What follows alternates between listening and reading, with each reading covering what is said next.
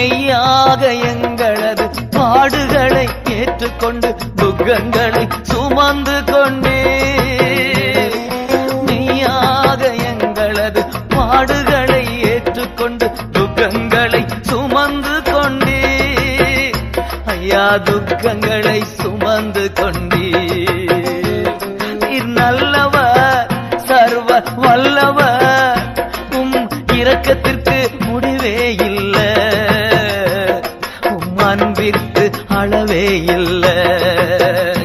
அவை காலைதோறும் புதிதாயிருக்கும்.